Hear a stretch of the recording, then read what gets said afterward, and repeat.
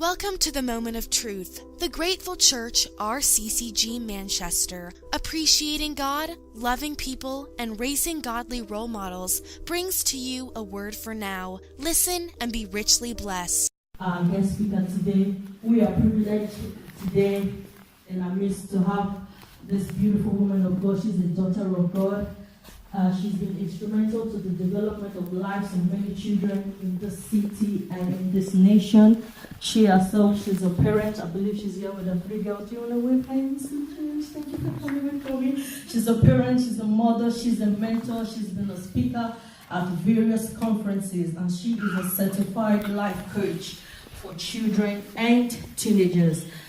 She is the CEO of Star Reachers, whose mission is to combat prevailing pupil underachievement, especially in the educational system, by helping parents to develop strategies to support their children to achieve academic excellence and success in life. The company was born out of her passion, as she strongly believes that every child has unique skills and talent and ability and can succeed in school. She's here today to enlighten us on how to raise the bar for our children. She is the author of a book titled Surpass Every Expectation, of which I am a proud owner of a copy. I believe the night it was released, we sold about 1,500 copies about within a few hours or a few days. Amen. The future belongs to those who prepare for it. Amen. The taste of the pudding is in the eating. Come on, somebody, for the very first time in the Grateful Church, please let's give a standing ovation. Welcome to Mrs. Pauline Limen. Come on, let's celebrate grace.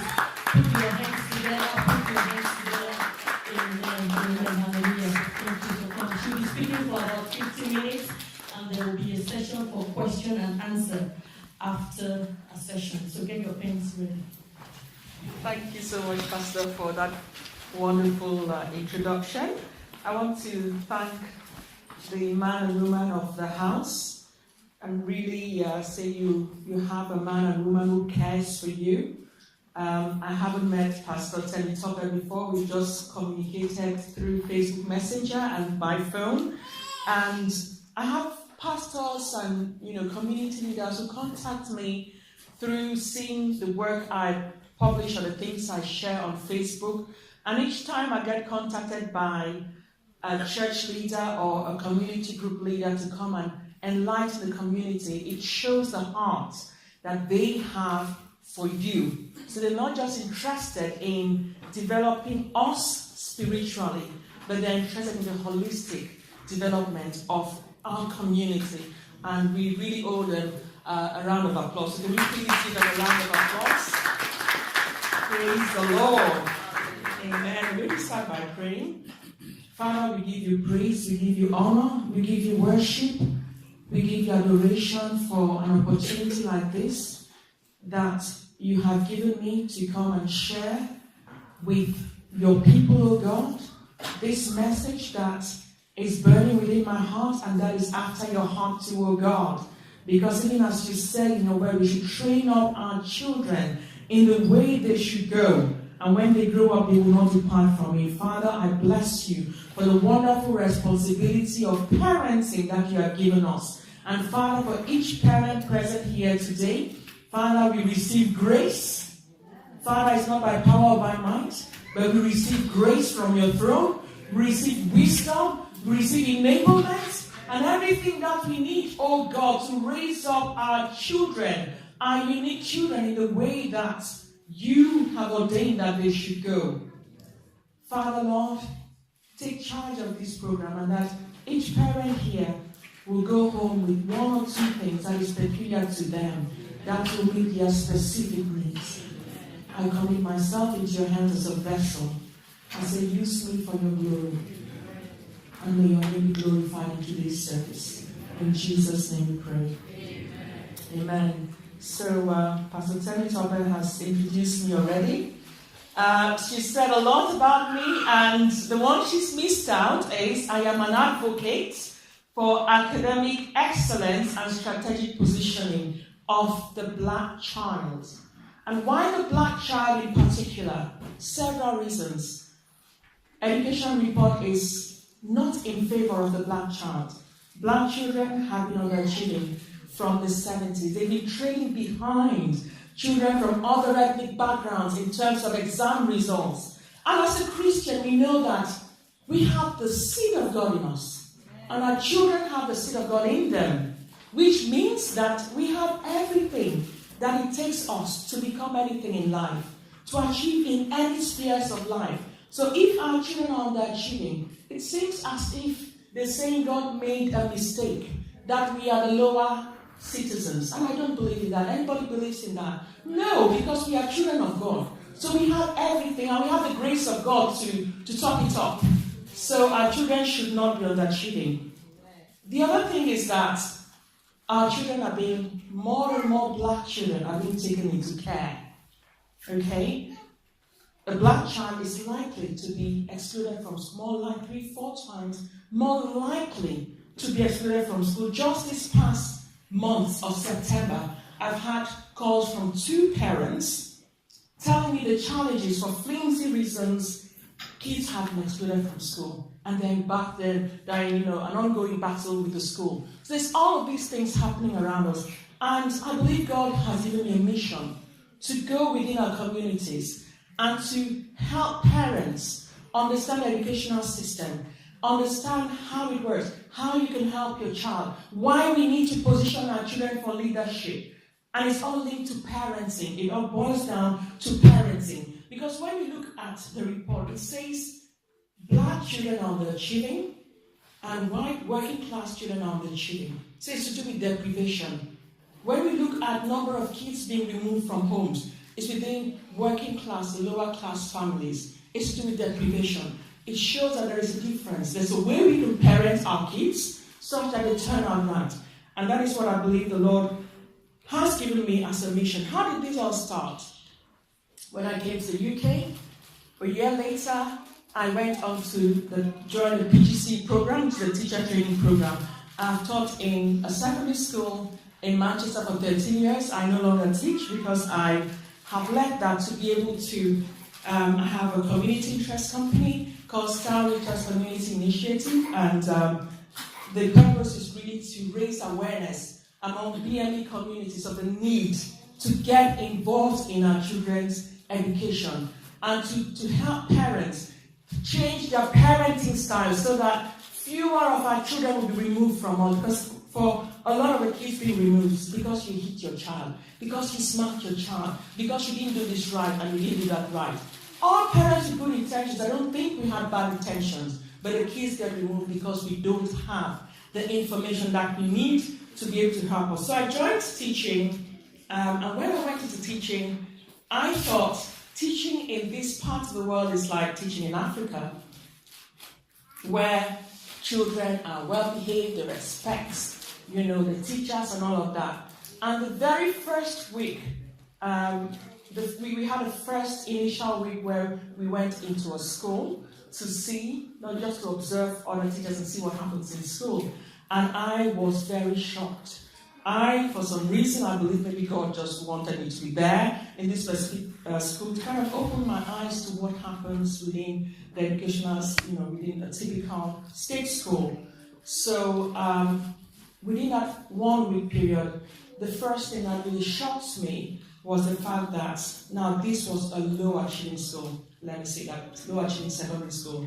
In a 50-minute science lesson, 1 hour science lesson, the teacher spent about 45 minutes managing behavior. The class was really unruly, and spent the rest of the time in 15 minutes, gathered the students to the front and demonstrated the experiment, gave them a worksheet to fill, and that was the end of the lesson.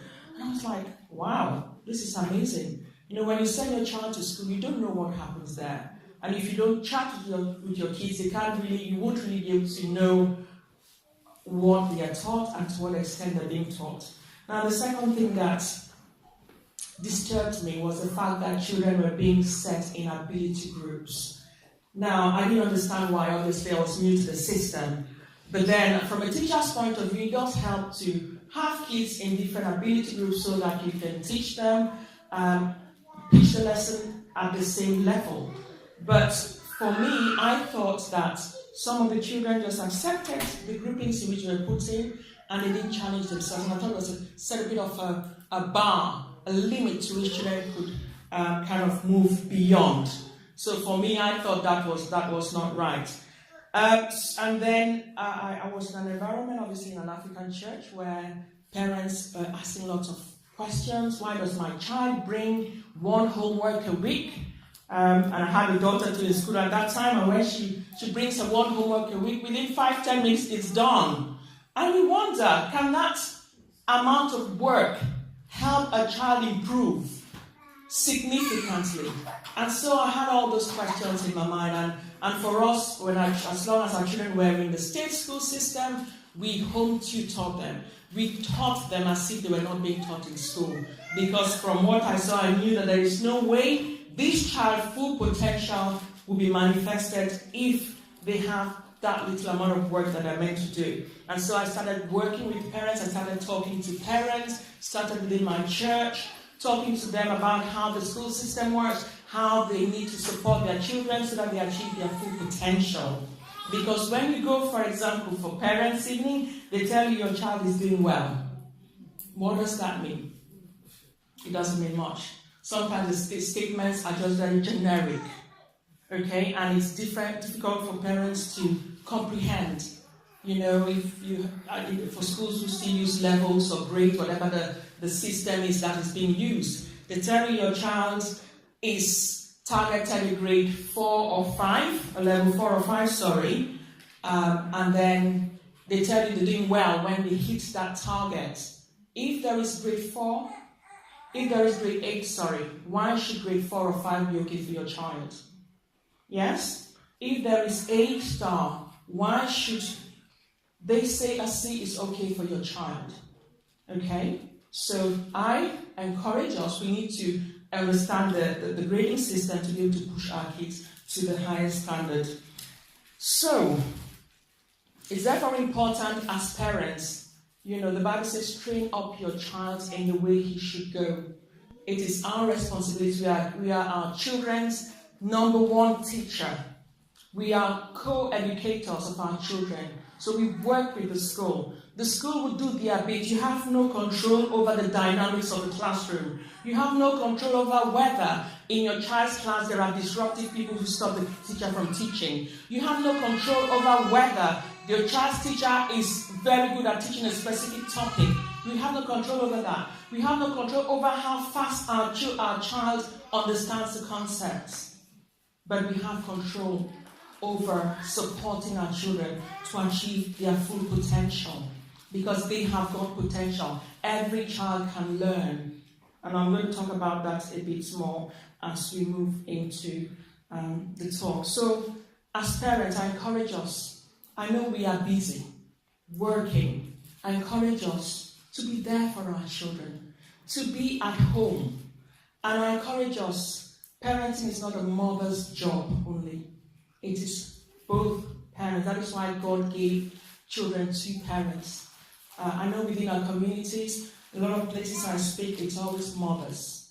It is the duty of both parents, because when both parents work, for example, we come back from work in the evening, the mother is tired, she has to cook, she has to give out the food. If she has to support the children, especially the children need a bit more help, it becomes really challenging. The mother is tired, she's irritable, so we need to work together. And by God's grace, it's something that my husband and I really invested in, that help our children. We have average ability children. I will tell you they are the brightest of kids. Yes, I've taught, I know I put them in the 3/4 range, but we've taken them from where they are to becoming A-star students. And I know it is possible. With strategic support, it is possible. And I'm going to be sharing some of the concepts that I've shared in my book, Surpass Every Expectation, a proven system for helping parents raise high achieving children. It shows you step by step what you can do to take your child from where they are to where you believe they should be.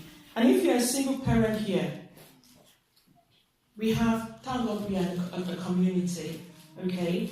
Use support system. We have a support system. Whoever is keeping your child, Give them the work for your child to do. Give them, as they assign the tasks that you want your child to do.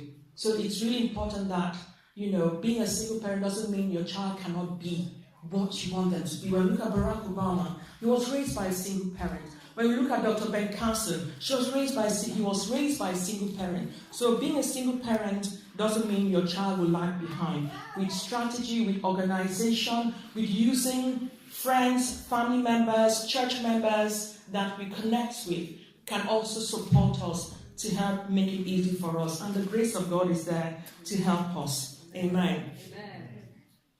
So, we're going to be looking at the educational system. I'm going to be sharing 7 things that we need to understand about the structure of the educational system. It's important that you understand how the system is structured so that you can support your child effectively. Now, the first thing is the type of school. Okay? So the state schools, which are the schools that we have around the areas where we live in, our children will go into one of those schools without having to pay school fees. So those are state schools. And then we have the selective schools, the private schools. They're called independent schools, they are called to. Those are the schools that if you're going to send your child there, you have to pay school fees for them to go there. Now, it's important to know that the quality of education your child receives, okay, is determined by the type of school they go to. Okay? So, let's look at the state school. Now, for secondary schools, we have grammar schools. I'm sure if you follow the news, you'd have heard about Theresa May wanting to open more grammar schools. Now, grammar schools are state schools that are non-fee paying, but they are selective. So, a child who wants to go into a grammar school will have to do an exam called the 11 plus exam. And that exam usually is done in September when a child is in year 6. So if you have a child in year 5, this is the time when you should be really preparing them for that exam. And in Manchester, we've got those grammar schools in the Trafford area. So we have about 7 of them in Trafford. Some are unisex, some are co-ed schools. So if your child is in year 5, we need to be preparing them at that time.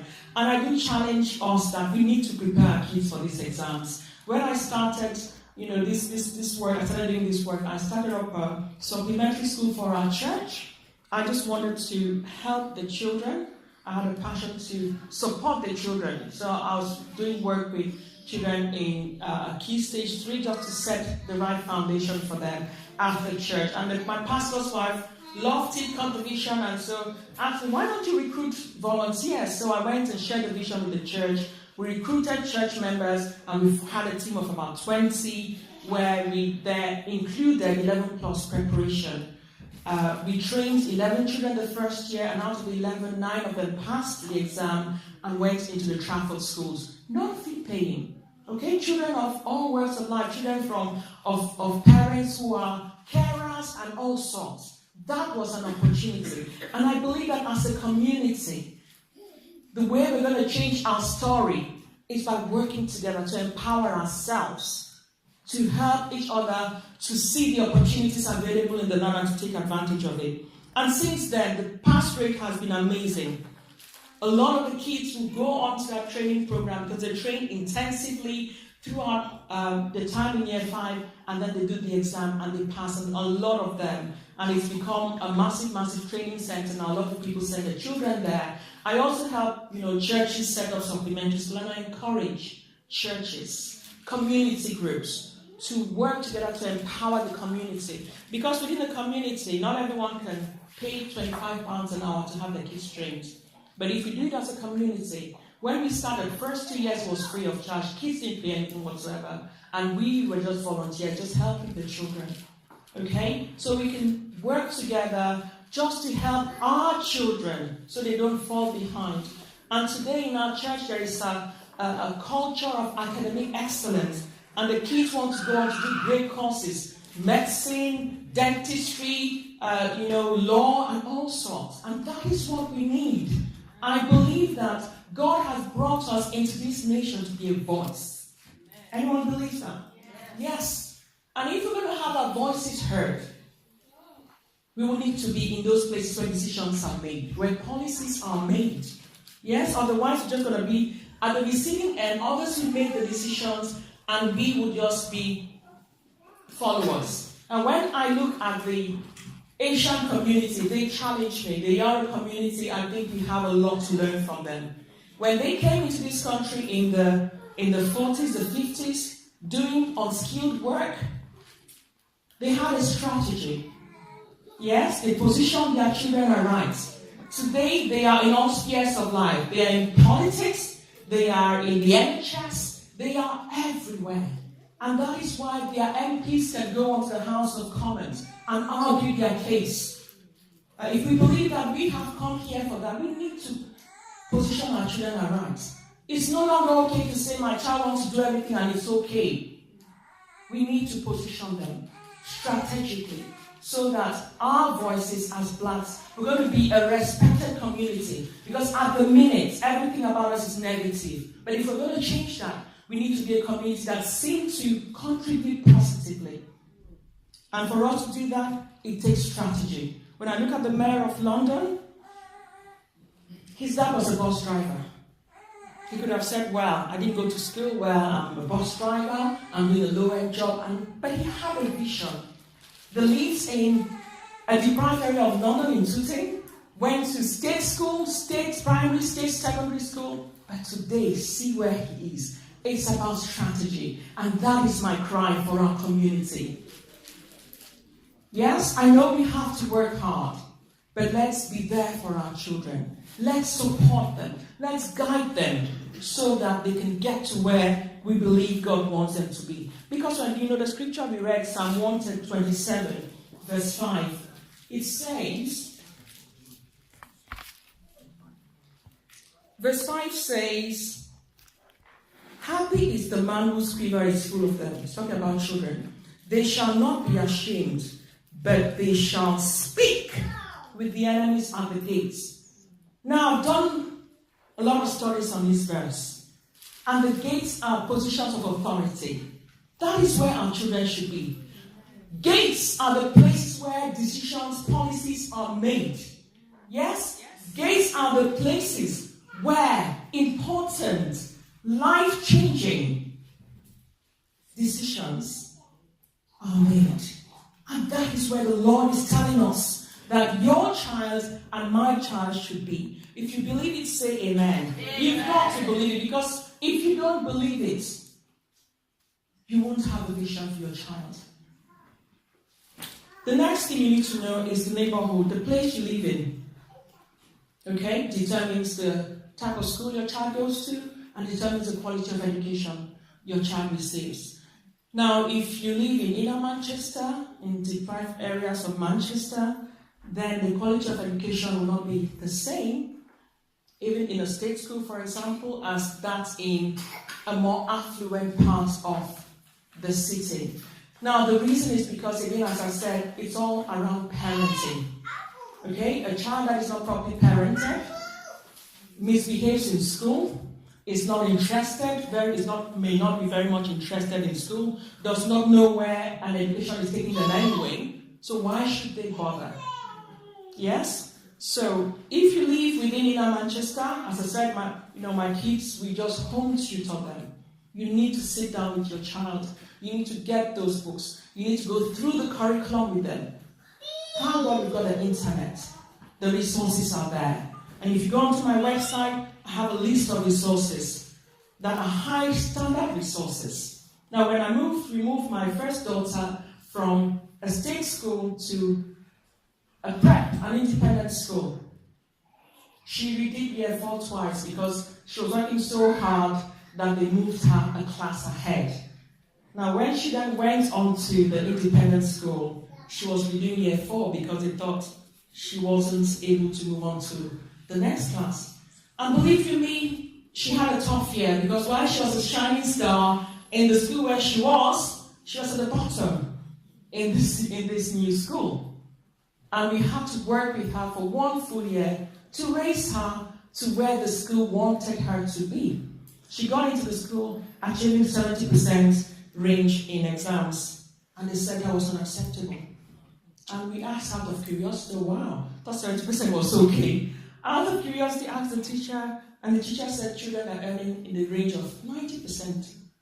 And it took us a full year to support her. We worked with school. We were in school every month for a meeting, looking at strategies. And she got there eventually. It shows our children have potential. Yes, the Bible says these treasures are in earthen vessels. And we need to do something to get it out. Now think about sports. If you want your child to become an elite football player, if they're doing 30 minutes of football a week, will they get there? No. Studies show that to become an elite sports person, you need at least 20 hours of practice a week, which is 10,000 hours of practice to go from starting point to elite point. So if your child isn't putting in that effort, that much effort in school, would you get their full potential manifested? No. The brain has the capacity to expand. I'll talk about that in a second. So it's very important, parents, please let's note this. If you live in inner Manchester, you need to be supporting your child. The third thing you need to understand about the educational system is ability grouping. Children are grouped by ability. Now, if your child is within an ability group, it's not cast in stone. They are set in ability groupings based on test results, prior test results, and based on the teacher's professional judgment of your child. So if your child is hardworking, they're focused, they're motivated, then they know that if they put them in a high ability group, they will cope. But if your child is lazy, doesn't do homework, doesn't finish up classwork, is disruptive, then they would not stretch them because they know they're going to struggle. So it's not cast in stone. Now, if you do not support your child, then they're going to stay where the teacher believes they should be. But by supporting your child, even if the teacher doesn't want to push them, the results will speak for themselves. I've had parents coming to tell me they put my child in this group and I wanted them to move that. I said, you don't have to argue with the teacher. You do your own part as a parent, and when the child does a test, they will see the results and they will move them to where they should be. That's how it works. And it's important to remember, parents, there are two types of learners. There are fast learners and there are slower learners. And it's important that as a parent, you understand what type of learner your child is. Some children will pick up things immediately. Others might need to go through it 2, 3, 4, 5 times to get it. Now, it doesn't mean the child needs to go through it 2, 3 times will not get there. They will get there. But you as a parent needs to know so that you can be patient to support them. Because sometimes when we're tired, the child says, Mom, I don't get this, and you just leave it. You just say, maths is difficult, or I didn't know maths myself, or I struggle with maths myself. It's not genetic. It's not genetic. Yes? So let's understand our child's ability and let's support them. Let's encourage them to know that they can do it. Let's not compare them. Say, this one is learning quicker. Why are you not learning quicker? What is wrong with your head? So let's not compare them. Let's know, even as a mother, I know each of my kids, I know their ability. You need to treat each person as an individual so that they don't get discouraged. And it's important for us to know as well how learning works. When a child is, or when we are presented with information for the first time, the information stays within short-term memory. And the more times you go over it, it goes into long-term memory. Yes?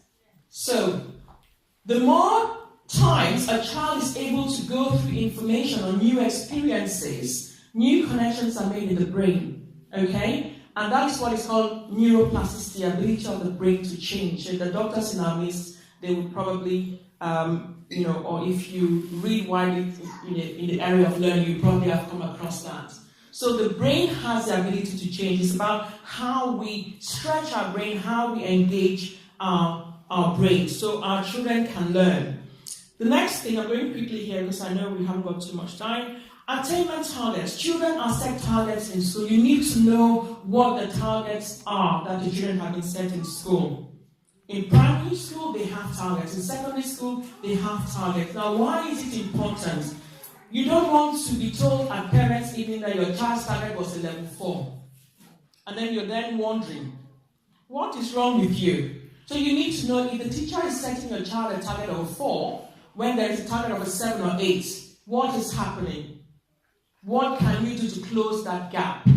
Yes? So let's know the targets. Again, targets are not set in stone. Targets are set based on how your child performed in a test. Okay? Right. The next thing we need to know, we need to understand how progress and achievement are reported. Okay? So if you're told your child is doing well versus what they are actually capable of achieving. So your child is doing well doesn't mean anything. I had 2 year 8 classes, a top set and a bottom set, as we call them. Now, one of the girls in my bottom set had a target of a level 3, which is what a child in year 2 will be targeted, will be aiming to achieve. But this child had learning, special educational needs. Now, when this child got her level 3, I told her parents that she did well. But if this child, I know that if this child had the support, if she was in a different family where the mindset about learning was different and the support was there, this child would definitely have improved. Yes? So when they tell you your child is doing well, it doesn't mean that's all they are capable of achieving. So you need to know what is the target they're setting them, and you need to know why they can't do higher and what you can be able to do to help your child to achieve higher. And the new form of reporting usually tells parents that how they're performing relative to their peers nationally. Now, if it doesn't make sense to you, ask the teacher to tell you what that means. Ask them to put a number next to it. So if it's out of 100, if you're testing them based on percentage, for example, how do you rate my child? That, how can you convert that statement into a number? You need to know the number. You don't just want to sit down there and they keep telling you your child is doing okay, and then they get into secondary school and they're struggling. The sixth thing is that the student's potential is not always maximized in school. So don't expect that the school will maximize your child's potential. And the reasons are because, I did say before, you don't know how well your child is teaching the teacher is teaching the child. Secondly, you don't know the dynamics of the classroom. There are classrooms, there are the lessons that, if kids are disruptive, teachers really can't teach them. Okay, you know about that. You need to know. Just a minute, sorry. Okay. Large class sizes, especially in the state school, you have 30 students per teacher. Sometimes there's a teaching assistant. Secondary school, the teaching assistants are usually for lower ability classes. In primary school, they do have one. But imagine there are 30 children in a classroom. Do you expect them to all understand at the same rate? No. Some will leave the classroom having understood most of it. Others would have understood some of it, and others will not understand. That is it, because kids have different rates of learning. So we have no control over that. But what we have all control over is what we can do to support the teachers, to support the schools. The final thing you need to understand is a jump in academic intensity between key stages. So a child goes from year 6 to year 7, there's a massive jump, and that is why, I think it was last year or so, the government, there was a report that stated that the state school was failing children because children who completed year 6, having a level 5 or 6, struggled to get an A-star at GCSE. Now, the reason is because that data is used to project what they will get at GCSE. But what happens is that at year 6, the focus is on English and maths. But when you get to secondary school, you have 10 to 13 subjects. And you don't have that support, because what primary schools do, they have a boot camp before the SATs to prepare them for it. But in secondary school, you don't have that level of support to prepare you for exams. And so they don't necessarily achieve what they're capable of. So there is a jump in intensity. Children need to know that they need to put in more effort to be able to maximize their potential. And then going from GCSE to A level, it's a different ball game. I had a student who had 13 A stars at GCSE and struggled to get BC when she went to lower 6. It's different. The intensity is a lot more. And if you don't prepare, you don't study harder, you won't get it. So children, again, are not aware of that. Parents are not aware of that. So those are the 7 things that I put down that we need to understand about the school system. Now, the next thing I'm going to discuss really quickly is what can we do? How can we help our children to maximize their potential? And the first thing I'm going to share is to create an environment at home. Yes? That is conducive for learning. Create a warm, a loving, a peaceful environment at home. Environment matters so much. If the home is chaotic, if mom and dad are fighting all the time and the kids are there, then it's going to be difficult for that child to collect themselves and actually focus on their work.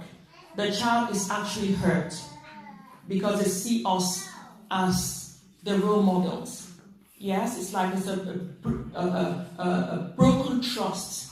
So it's important that we, parents, we help to ensure that there is peace at home and that our children feel loved. Yes, that our children feel that the home environment is supportive. So we are not blaming them, we're not, criticizing them all the time, but that we are supporting them. And when they come to talk to us about their problems, their challenges, we support them rather than smack them, hit them, judge them, or throw bad words at them. So we need a supportive and a loving environment. We need to provide structure at home. This is really, really important. Providing structure is about providing routines. Children thrive best with routines.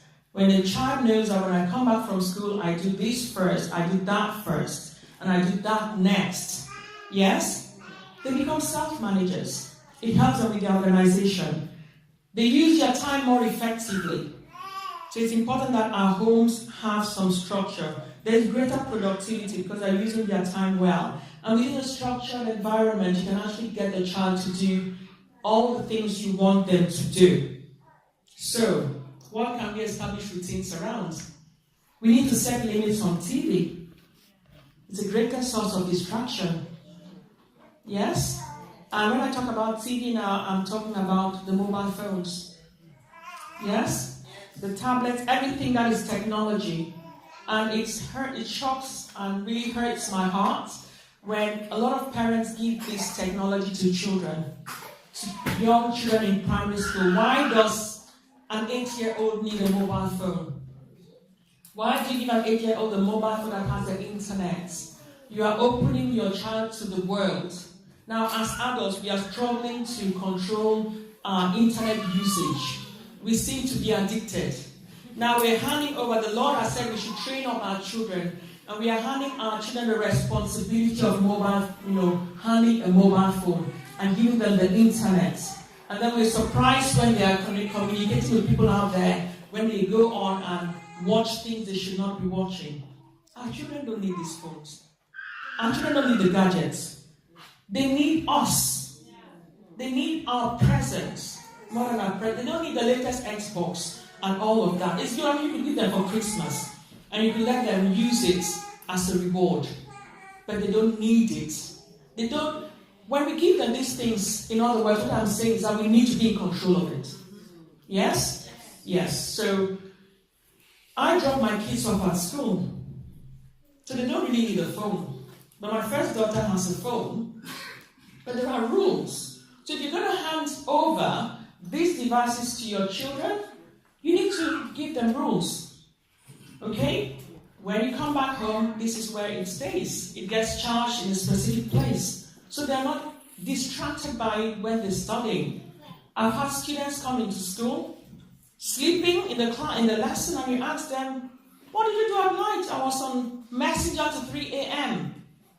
So we can't give them full control of this thing. We still need to monitor their usage of technology. Technology is one of the things that is distracting everybody, stealing valuable time that your child could have spent studying, stealing valuable time that we could have used interacting with our children, stealing valuable time that our children could have used investing in developing hobbies, in developing the extracurricular activities that they do. You know, extracurricular is something really important, very important for our children to be well-rounded, that they're not just focusing on education, that they're focusing on other interests. Musical instruments is really important. Sports, get them involved in something else that would take them away from the phone.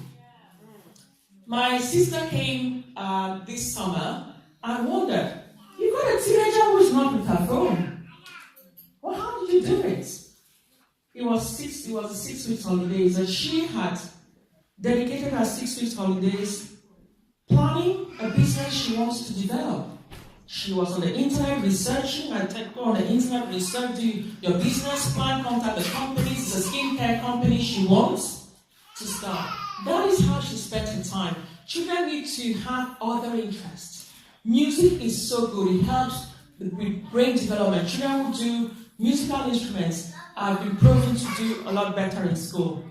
Yes, because it kind of activates all the cognitive skills and other skills that they need to help intelligence. So let's get our kids into doing other things that will take them away from the distractions and give them other skills that are valuable for life. Because when children go to university, they are competing with millions of others. Yes, who do not only have the grades, but they have other skills, other life skills. So we need to ensure that our children are developing other skills in life that will help them, position them to compete with kids from any background. Amen. Amen. So let's set limits on technology. Let's ensure that they are studying in a distraction-free environment. So, for example, in our homes, in some homes, the TV is on all day. Whether they're watching or not, it's just on. The Nollywood is on the computer. And children are on their games and all of that. And then you tell them to come and study and the TV is on. Now, how can a child focus when there is so much going around? I mean, I imagine if I was a child and my parent was watching Nollywood, I'd want to watch with them. Yeah, they like it too, don't they? So we need to ensure that we block that time. We ensure that there is no TV. For us, there's no TV during the weekdays. Yes? And you just accept that. And even all of them just grew up like that. Now, how can you take away TV? Someone might ask, and people do ask, I have a 3-year-old, how can I make my home TV free? It means you need to replace TV and distraction by something else. Yes? There are lots of things kids can do. When we started that, I sat down my first daughter, I think she was like 6 then, what do you like to do with your time? And she told me all the things she wants to do at that time. Wrote it down, put it down on a chart like a timetable, stick it on the fridge wall, then bought some stickers. And what are the things we put on? We put reading, we put piano, we put coloring, painting, playing, just ensure that you have all the toys. Young children need to play. Yes? Now, we would notice that a lot of our kids don't play with toys a lot. Yeah? And why is that? Because we don't play with them. Now, toys are meant to help children's development. Yes? Children's creativity, innovation. But when you buy a toy and give a child and you are disconnected to that child and you're doing something else, that child needs company. The right way to do it is to sit down on the floor with them and to play with them and have fun with them. Yes. And when you play with your child, you're developing the bond. The bond is there. It's getting stronger. And remember, the stronger our relationship is with our children, we become their biggest influencer. And when they get to secondary school, when they become teenagers, when they're trying to connect more with their peers, they can still come back to you. Yes, so we need to ensure that we don't leave that gap until when they get to secondary school and then we're wondering, what is happening to my child? She doesn't talk to me anymore. So we need to develop that bond. We need to, for these children, write down, if you need a list, research a list on the internet, come up with something for your 3, 4, 5-year-old. Yes? Sit down with them, do those activities, go around different activities. Yes? And then put them to bed at 7:30. Because children need bedtime routines. So there should be a specific time. Sometimes I speak with parents on the phone, 10:30 kids are still running around, they hear kids playing. Kids need to go to bed early. Children in primary school.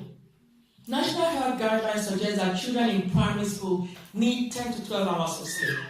And children in secondary school need 8 to 10 hours of sleep. So if you've got a little child, 7:30, they are in bed, and you as a parent has the rest of the time for yourself to do the things you want to do for your personal development, the things that make you feel good. But when our children are living around to 10, 11, you just feel overwhelmed, you just feel, irritable and all of that. So that helps us to give us some time for peace and quiet. So we need bedtime routines. We need, as a family, to have meal times together. Now, meal times for us have been valuable moments where we sit down together around the table as a family, we eat together, we talk. The TV is off. My little Jessica, there, as soon as it's meal time, she goes turn off the TV if we're watching the news or something. But we sit down without any TV on and we talk. Yes? The best way to teach children values and things that we think are important for them is not around a family meeting once a month. It's through daily communication with them, daily conversations in an informal way. So that is really important. That's structure at home. The next thing is helping our children understand the value of education. Now, from a teacher's point of view, working with teenagers for 13 years, I've come across bright students, a range of bright students to those of low ability. Yes? Who are not fulfilling their potential, who have no aspirations. Why? Because they don't know why they need to be in school. A lot of them were just waiting in those days to just finish and go to work. Get their GCSEs and go to work, but now they have to be in education till 18. So we need to help our children to understand the strong why. When your child understands the strong why, you will not be chasing after them to study, especially for teenagers. And get them young. Don't wait for them to be teenagers before you're talking about what they want to become. Start in primary school. Studies show that children who, by the time they're finishing year 6, know what they want to do at university are likely to get into the top universities for what they want to do. So let's get them thinking about what they want to do. Let's get them thinking about why they need to get good grades. Let's get them thinking about what courses they want to study, what universities they want to go to. Yes, so they need to understand why. And one of the ways you can help them understand the value of education is to show them how a good education can give someone a good life. Yes? And thank God within our communities, we have people that are doing really well, that are successful in careers, that are successful in business, and different things. Yes, let's not be shy to talk about it. I always use every opportunity to say, you see this person? See, she's got this life because this is what she did. This is what she's doing. Either in career, in business, or in something else. And one of the things that we do, we like driving around posh parts of the city. If you go to Altrincham, Limen, all sort of places, you see the houses there. Wow! And they're like, wow, what do you think these people did to be able to afford this? And then we're talking about it. And then they understand that there are levels in life.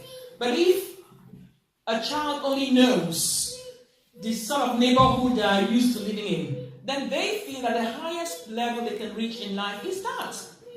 And for us as ethnic minorities in the UK, our children don't see our people in government.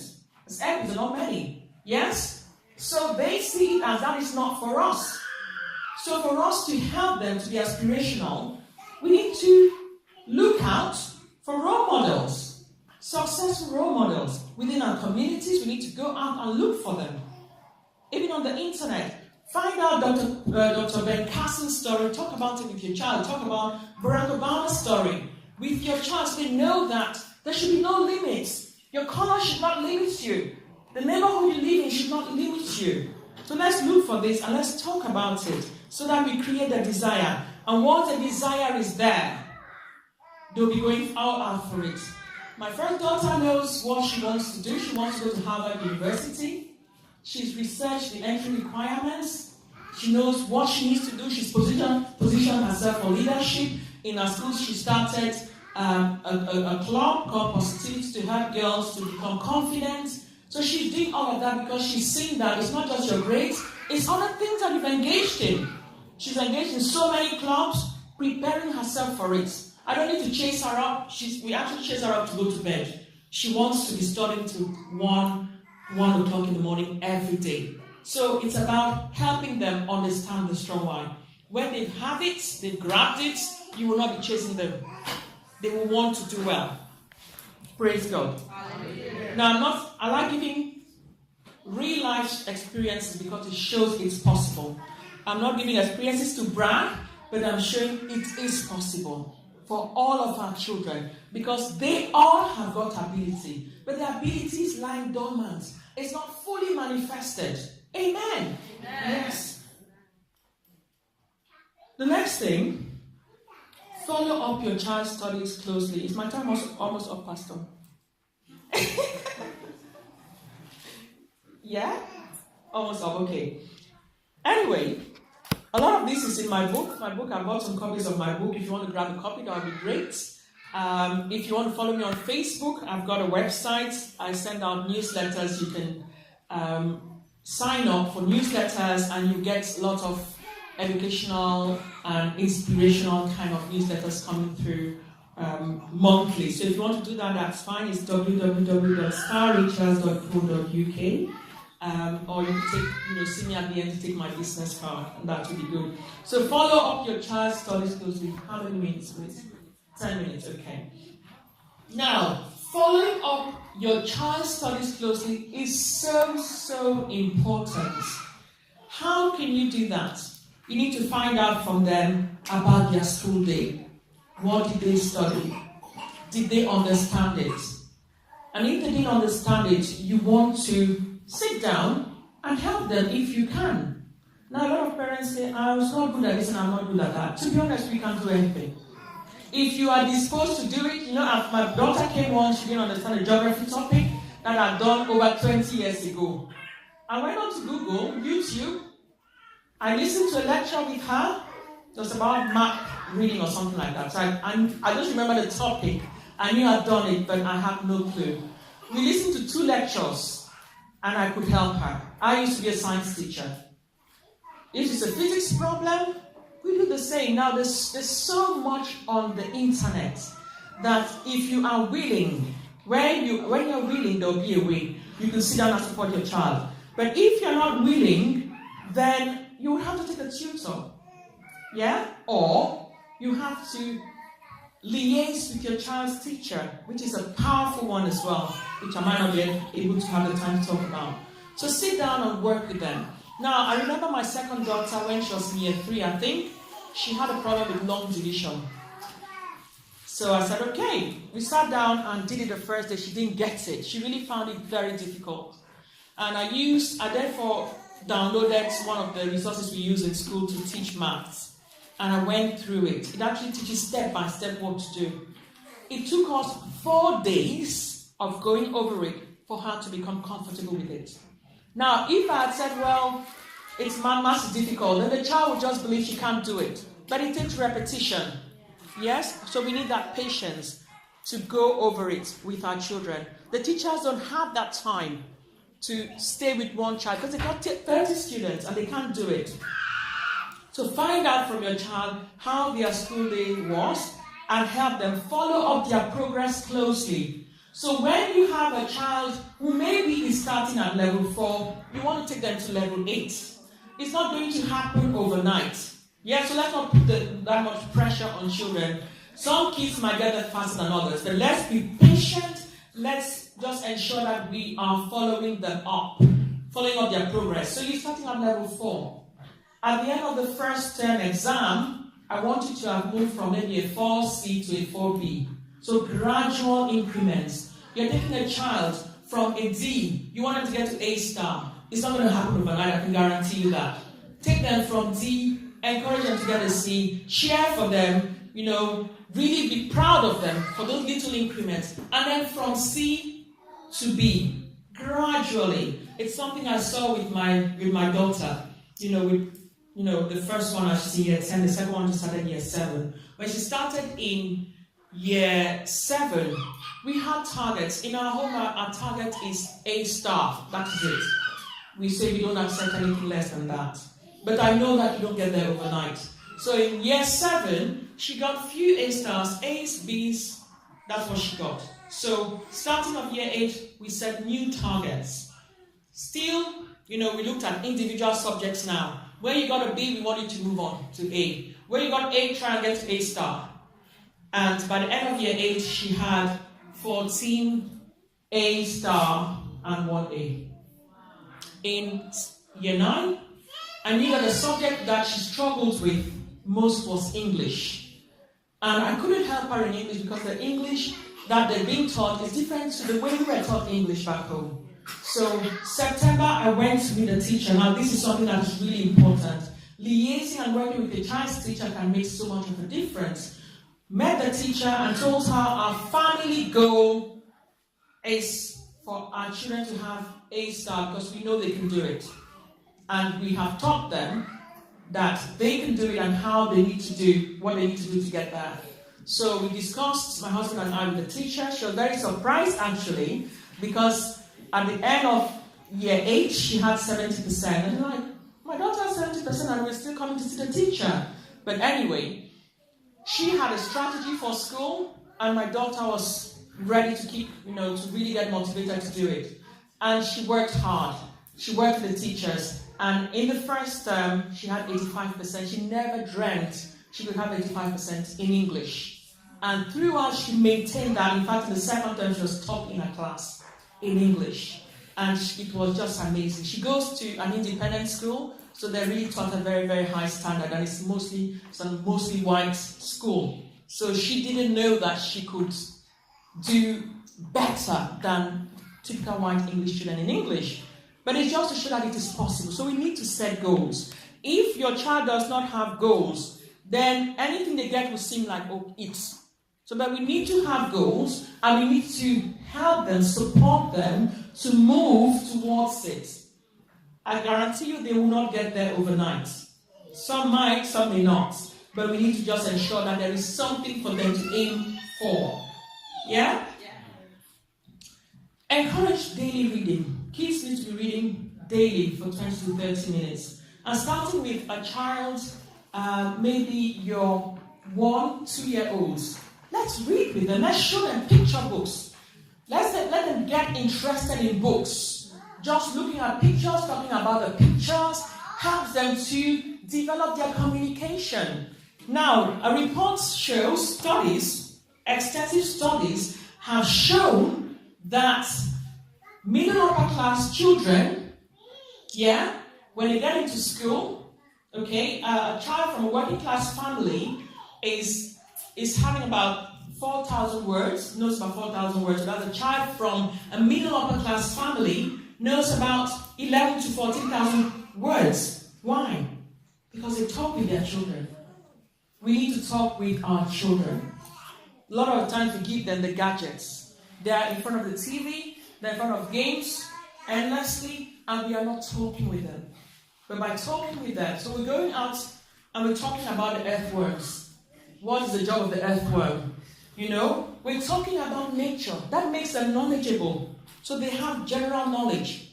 Yes? So we need to communicate with our kids. We need to read with them. And reading is not just, okay, when they know how to read, say, okay, go and read in your bedroom. You need to read with them. You need to know whether they are understanding. That is how reading helps.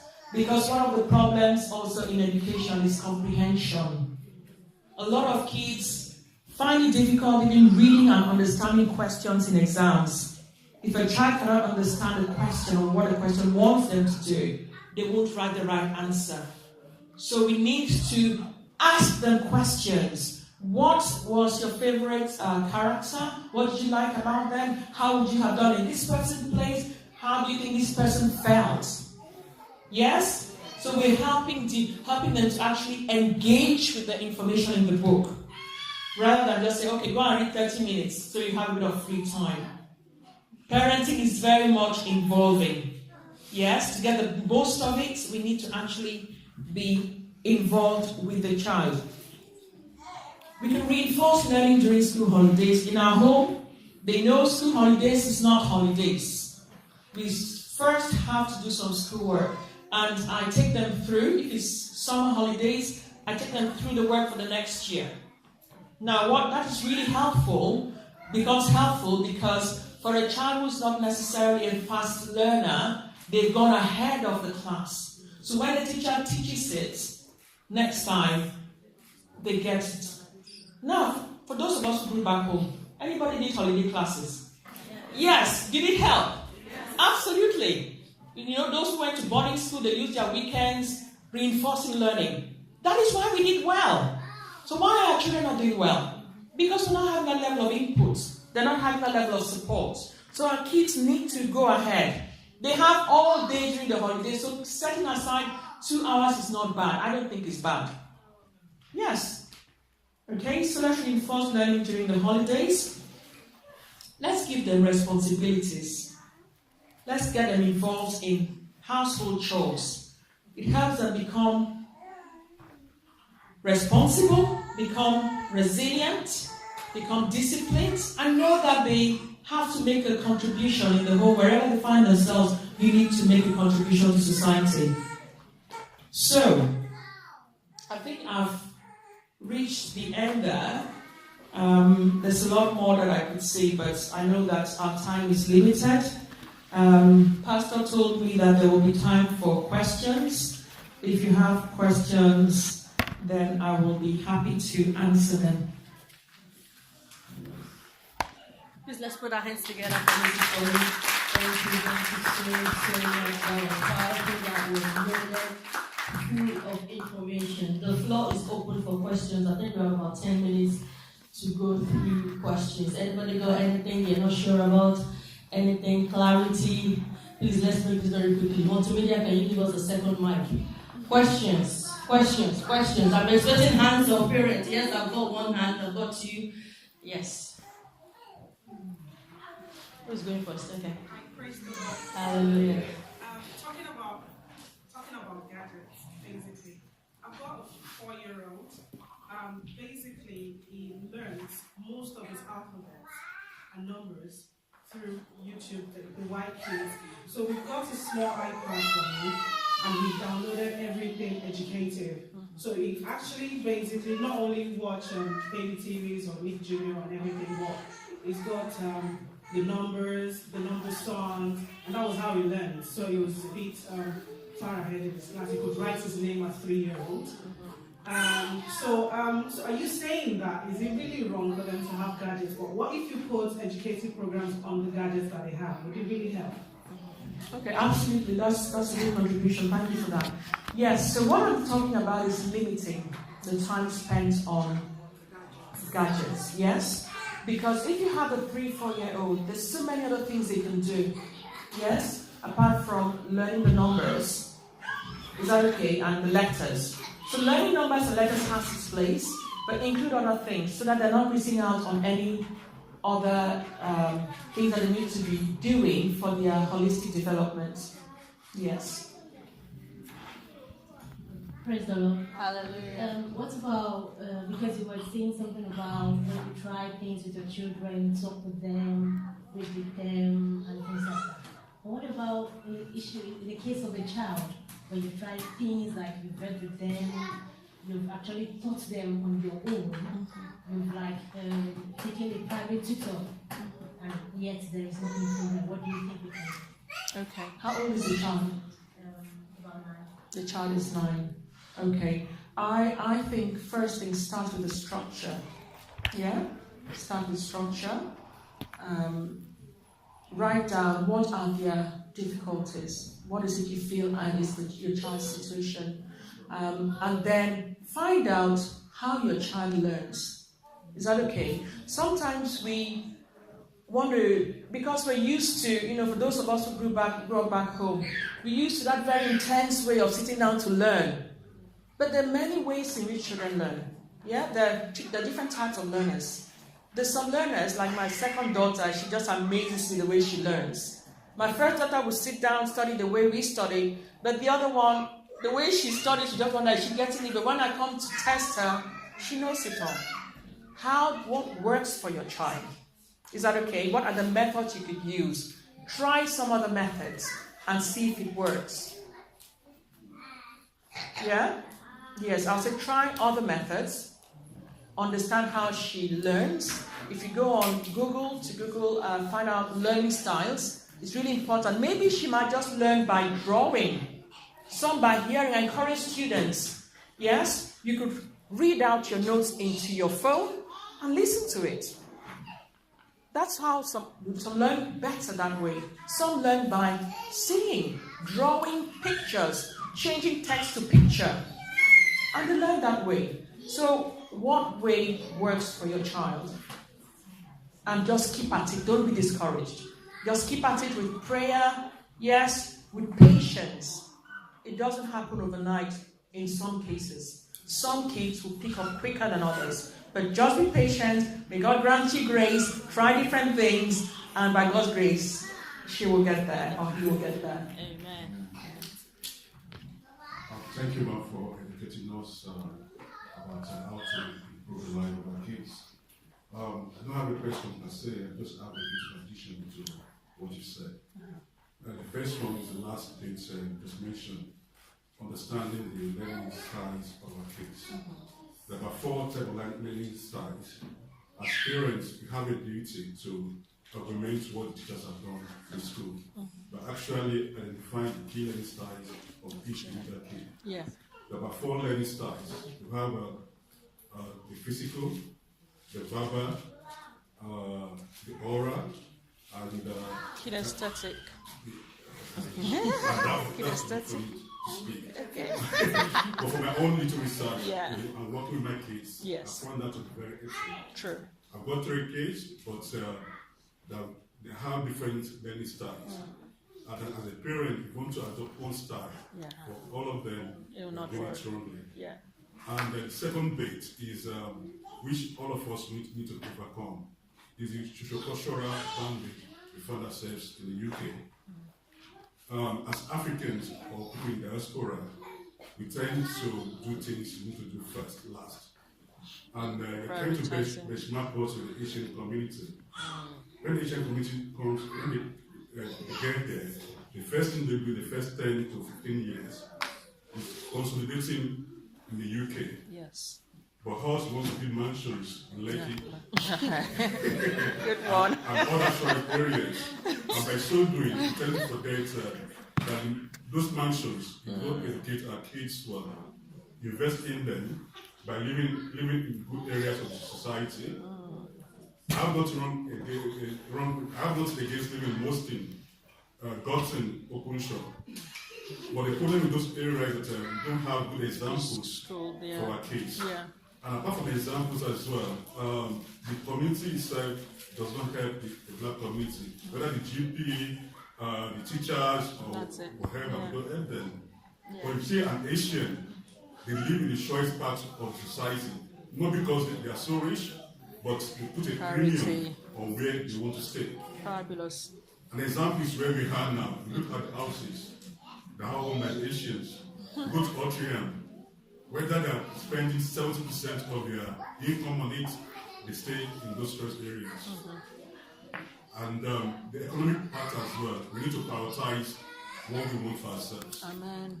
Is it flashy cars or big mansions at home, or we want to invest in our kids? So the choice is ours.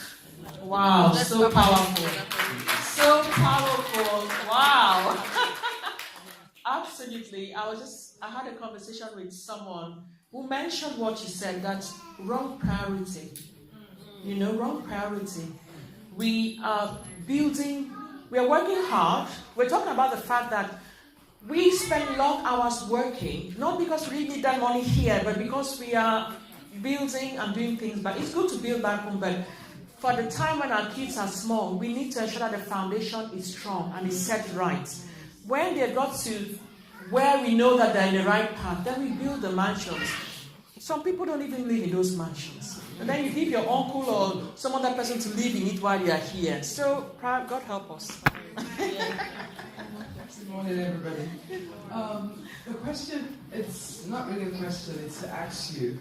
Do you have anything that caters for those parents that haven't come up from an academic background? The reason why I say this is this.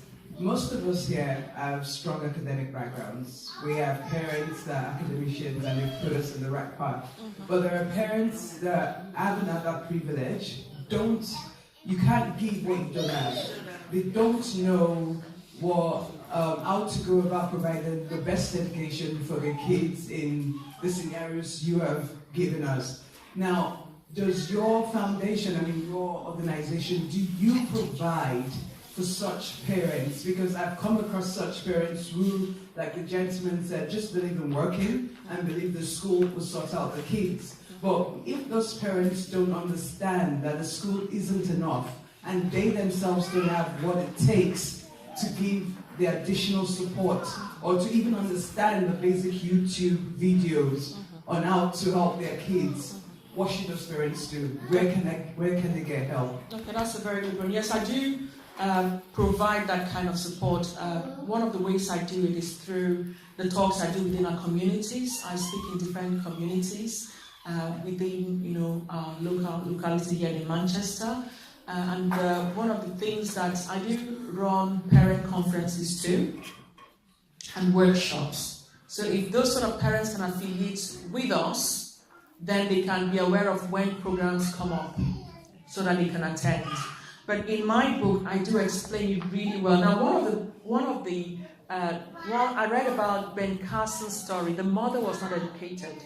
She had them very young, and I think left the father very young, also divorced from the man, and raised her children alone. She said she couldn't read, but she provided structure at home, and the children knew when to do what.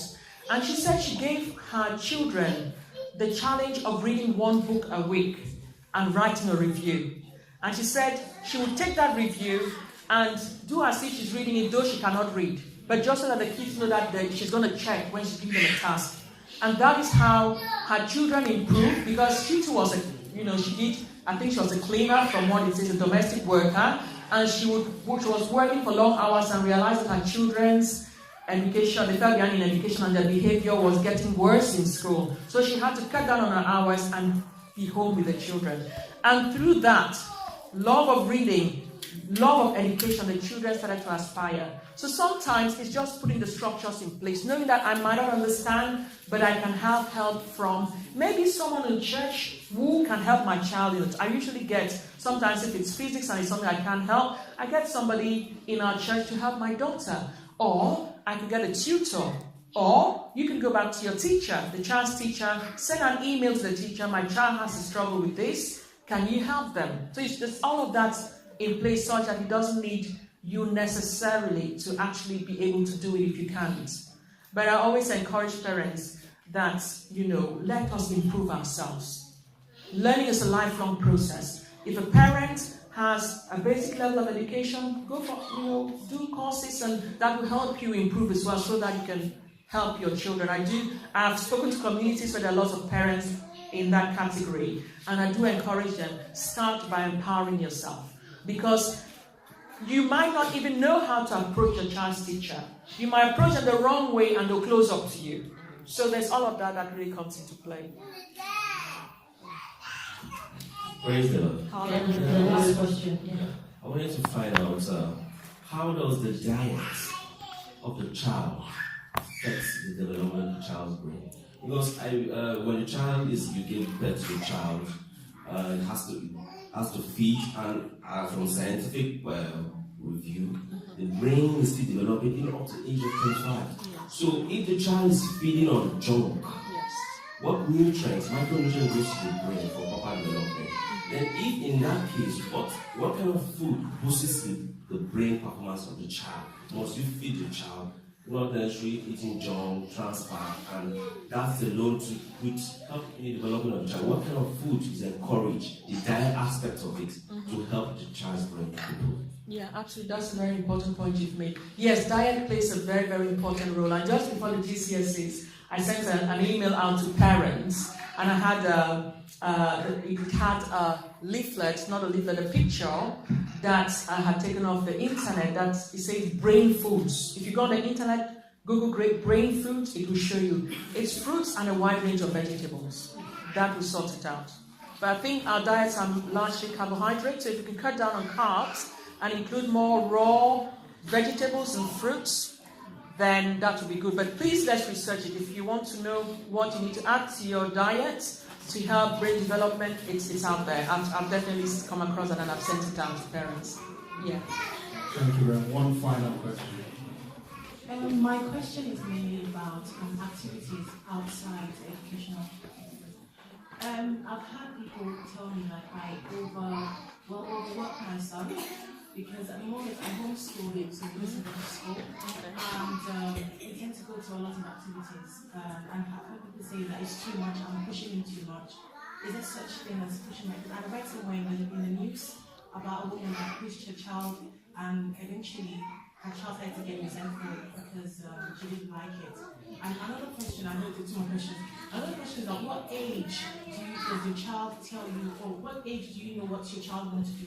So if you do piano and all these other activities, what age do you carry them doing all the other activities, or do you just leave them to do just one? So I don't know if that makes sense. Okay. Yes, let's talk about pushing. Pushing for me, it depends on how you do it. Yeah, there's something we call positive pushing, because the truth is that you can't get your food, you can't maximize potential if you don't stretch out of your comfort zone. Yes, both for education, for developing skills in music and sports, you need to stretch out of your comfort zone. But the most important thing as find words is to carry your child along. Find out, let them know why they're doing it, and let them be part of it. Let them take ownership. Once they take ownership, then they will not mind stepping out gradually. We could do it gradually. Has a child complained though? No, then don't worry about it. People will always think whatever. Children have capacity. Yes? Start early if you want to introduce them to musical instruments and sports, especially for those who want their kids to go very far in these things. Start early. Introduce them to a range of them, and then you will see their inclination. Once you see their inclination, you might then narrow it down, because they can't excel if they're pursuing volleyball, netball, and everything out there. They won't get to the highest standard. They need to focus. But for a start, to help you know what they really like, expose them to a range of things. And then you will just see which one really ticks them. And that one is the one that if you focus on, you will see them really progress well in it. I don't know if I answered the two questions. Okay, thank you. Thank you. There's someone else. Very quickly, sir, because of time. Please, very, very quickly, we're running out of time. Thank you. I'm sorry, I need to say something. Yes, sir. Congratulations. I think the discussion has been worthwhile, and the young parents here must find it very beneficial. However, looking beyond the individual educational achievements, I'm also looking, you use the word holistic. I'm looking at the development of the... You say it louder, some people can hear the accent. You use the word holistic. I'm looking at the development of the African child in England. Are we developing what is euphemistically called coconuts? Or are we developing true African children in this environment? because if you look at the Asian community, they speak their mother tongue just as they speak English language, and they are proudly Asian. We need to grow children that become proudly African, or in specific terms, proudly Nigerian.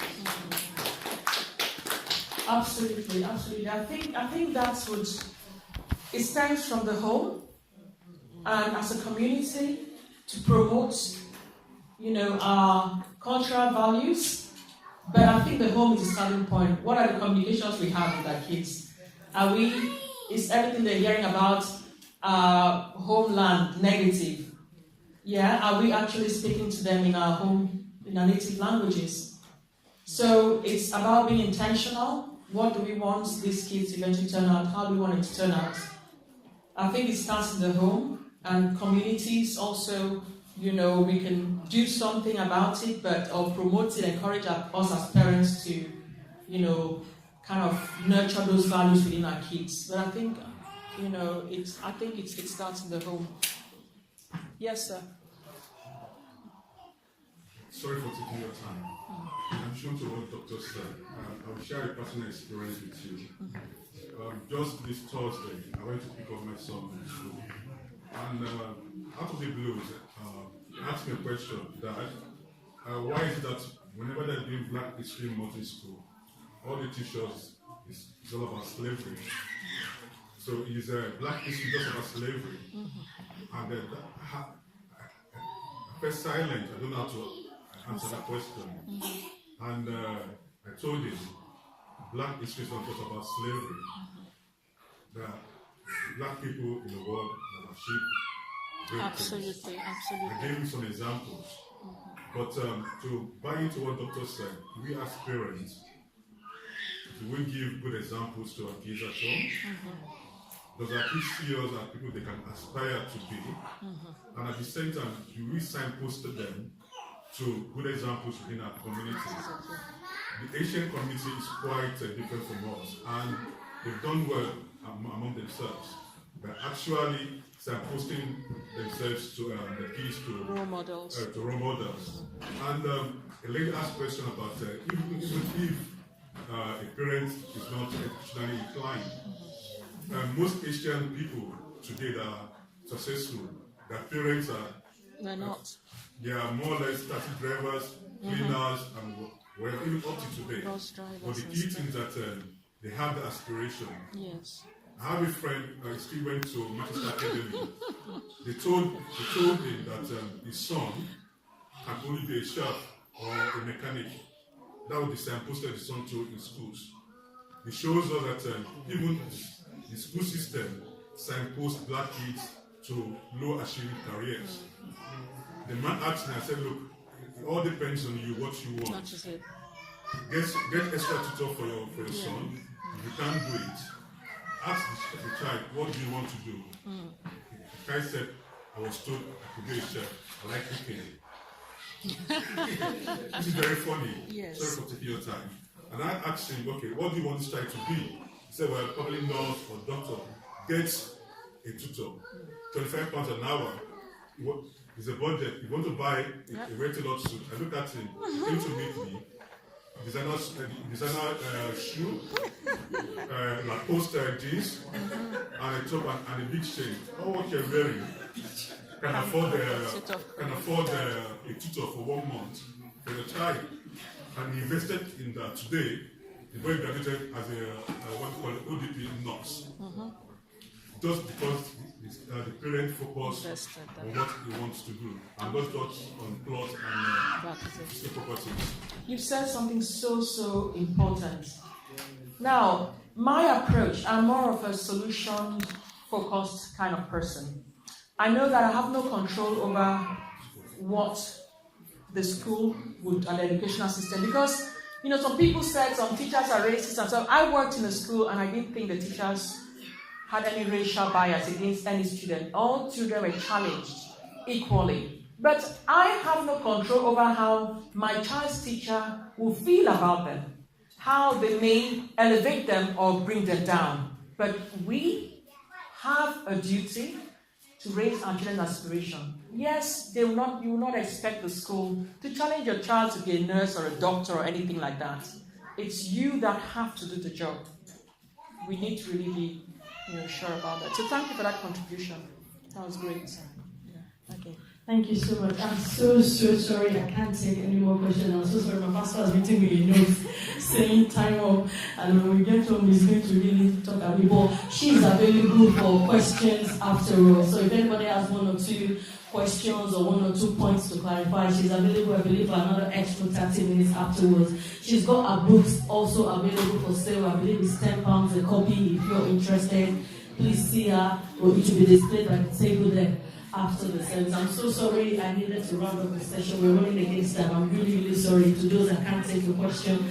Over to Bishop for offering.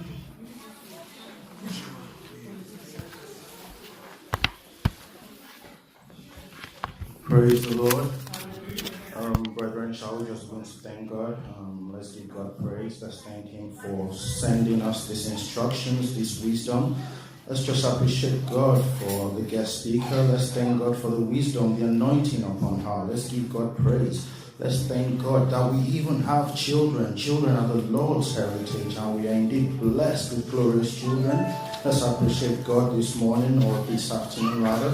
Let's just give God praise. Father, we thank you. We bless your holy name. We thank you for sending us these words, this guidance this morning. Father, we appreciate you for the lives of our children. We thank you, O Lord. We give you praise, O Lord. Father, we ask these divine instructions, O Lord, shall help us lead our children right, O Lord, and our children's destinies shall indeed be fulfilled in Jesus' name. Father, we thank you. We bless your holy name once again. We appreciate you for answered prayers. In Jesus' mighty name we pray. Amen. Brethren, good morning once again. For more information about this message, contact the Grateful Church RCCG Manchester. Telephone numbers 074 628 60204 or 077 272 02138. Or visit our website at www.gratefulchurch.org.uk. The Grateful Church, appreciating God, loving people, and raising godly role models.